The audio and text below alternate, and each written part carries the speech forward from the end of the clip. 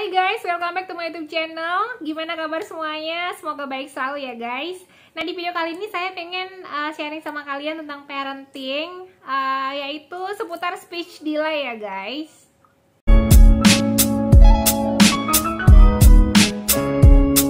Tapi sebelum kita bahas tentang speech delay, saya pengen jelasin dulu sama kalian bahwa saya ini bukan dokter, saya bukan psikolog, saya cuman orang tua yang punya anak mengalami speech delay dan anak saya ADHD, Attention Deficit Hyperactive Disorder.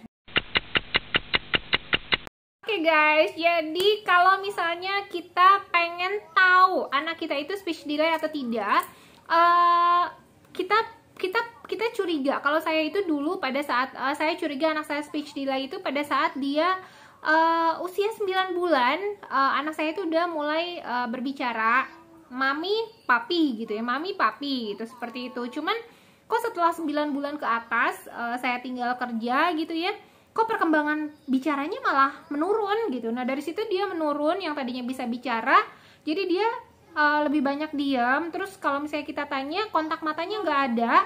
Terus dia lebih ke apa ya, kalau kita melihatin matanya, Rio, lihat mata mami gitu, dia kayak menghindari tatapan mata saya gitu guys. Terus kayak misalnya makan juga dia ada masalah dalam makan dan dia tidak mau mengunyah. Jadi Rio itu kenapa dia speech delay karena memang dia itu tidak mau mengunyah makanannya. Jadi pengen makanannya itu yang halus. Jadi waktu dulu itu dia nggak mau tuh makan nasi tim, nggak mau makan nasi tim, apalagi nasi itu dia nggak mau guys. Jadi memang kendala saya waktu itu. Jadi untungnya Rio itu ASI. Jadi ASInya sampai dia usia 4 tahun dia baru berhenti. Nah beruntungnya Rio ASI sampai dengan usia 4 tahun. Jadi dengan kurangnya nutrisi dia gitu ya, dia makannya itu pendamping ASInya itu cuma sedikit, dan dia lebih memilih makanan yang halus seperti bubur beras merah gitu, yang halus banget gitu ya guys. Kalau nggak halus tuh dia nggak mau makan gitu, karena memang dia males ngunyah. Nah untungnya saya ASI, Rio ASI, jadi tidak ada masalah pada gizinya Rio dan pertumbuhannya Rio. Nah setelah saya mengetahui Rio itu ada penurunan kemampuan bicara pada anak saya, itu 1,5 tahun, usia 18 bulan, saya konsultasi dengan dokter, dan ternyata memang selain speech delay, Rio itu mengalami namanya Attention Deficit Hyperactive Disorder atau ADHD.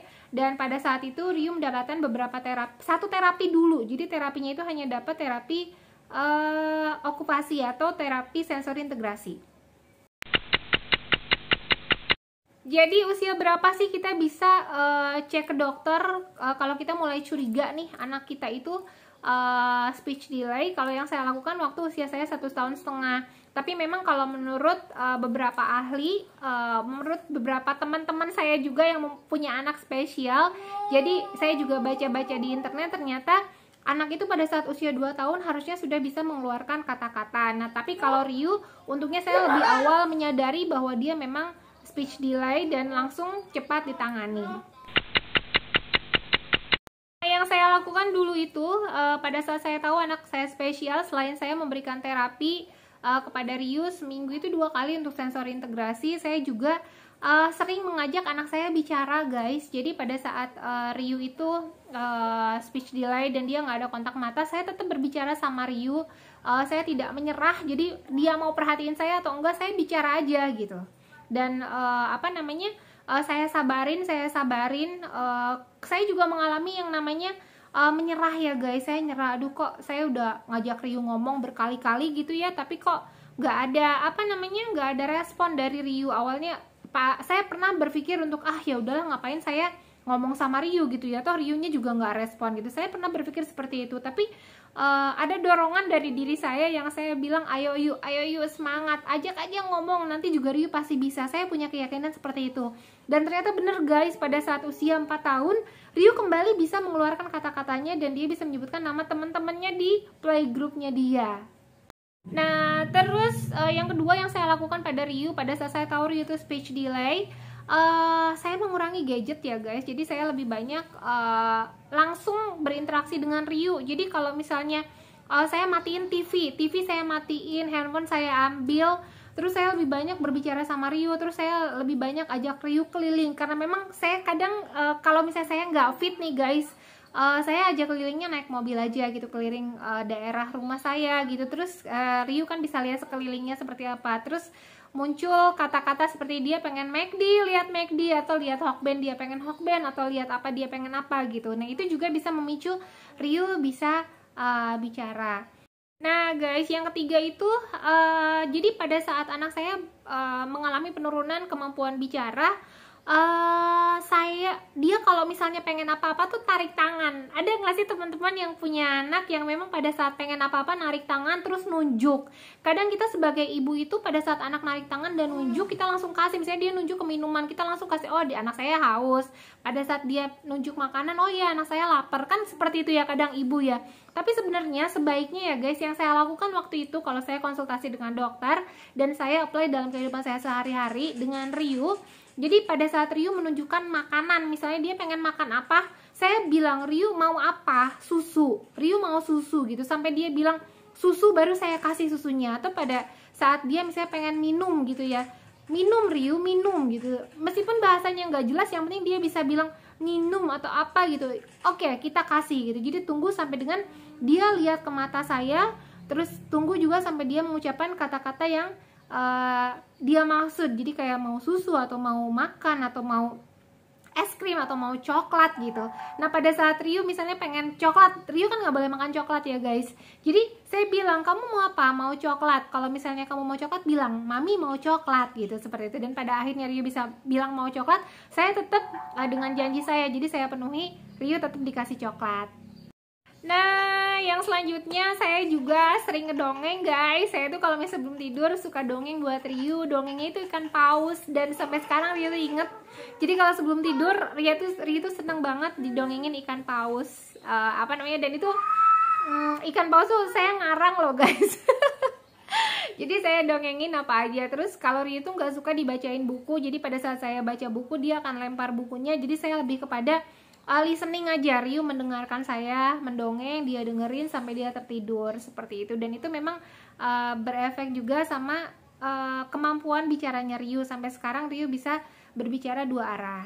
Nah selanjutnya sebenarnya kalau sebelum anak itu ada bicara, ada kemampuan bicara, saya juga melatih motorik halus dan motorik kasar. Kalau motorik halus itu di beberapa video saya sebelumnya saya ada terapi-terapi untuk motorik halus, kayak misalnya dia memindahkan air, atau dia memindahkan air, terus dia memegang Play-Doh atau memegang slime gitu, itu melatih motorik halusnya dia. Atau dia merajut, menjelujur, itu juga melatih motorik halusnya dia. Nah kalau misalnya pengen melatih motorik kasarnya dia, saya ajak Ryu lompat-lompat di trampolin gitu. Nah itu kalau motorik kasar itu yang mengatur seluruh tubuhnya anak kita gitu. Kalau misalnya motorik halus itu kayak yang digerakkan oleh jari-jarinya guys gitu. Nah saya juga saya lebih fokus kepada motorik halus dan motorik kasarnya. Kayak misalnya kalau motorik kasar itu saya merangkak, karena kan yang saya bilang di video sebelumnya, kalau anak yang spesial itu biasanya dia ada fase yang terlewati, yaitu merangkak. Jadi sebelum dia bisa bicara dengan lancar, saya ajarin Ryu ngerangkak bareng-bareng. Jadi bukan Ryu yang ngerangkak aja guys, tapi sayanya juga ngerangkak sama Ryu atau sama kakaknya atau sama papinya gitu ya. Atau juga ada yang namanya gerobak sorong guys. Kalau misalnya gerobak sorong itu anak kita suruh tekan tangannya ke depan, terus posisi tengkurap, terus angkat badannya, kakinya pegangin sama kita dan biarin dia jalan ke depan gitu guys. Nah guys, yang terakhir saya melatih kemandirian Ryu. Jadi pada saat pada saat Ryu mengalami speech delay, saya latih kemandiriannya dia. Seperti misalnya, contoh saya ajarkan kayak misalnya Ryu, kalau misalnya numpahin air, kamu lap ya gitu. Jadi meskipun dia nggak respon saya, tapi dia melakukan pada akhirnya. Jadi pada saat dia numpahin air, terus saya ajarin ngelapnya seperti ini, dan dia jadi terbiasa, jadi lebih respon gitu, responsif dia. Kalau misalnya kayak air jatuh atau tumpah, dia langsung bawa lap gitu. Terus kayak contoh sekarang itu saya bersyukur banget karena Ryu itu udah bisa mengikuti beberapa perintah. Jadi kalau contoh misalnya Ryu tolong ambilin handphone mami yang blue, terus Ryu ambil tripod misalnya, itu Ryu bisa loh naik ke kamar, terus dia ambil handphone sama tripodnya, Terus kayak contoh misalnya, Ryu mami haus, tolong ambilin minum. Ryu udah bisa ngambilin minum buat saya. Jadi kayak kemandirian seperti itu bisa diajarkan sama anak. Itu juga bisa memicu dia untuk untuk mengeluarkan kata-katanya dia gitu. Nah guys, untuk teman-teman yang punya anak spesial yang mengalami speech delay, jangan menyerah ya guys.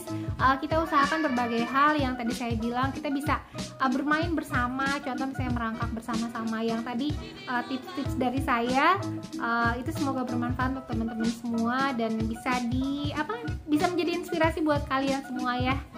Gitu guys.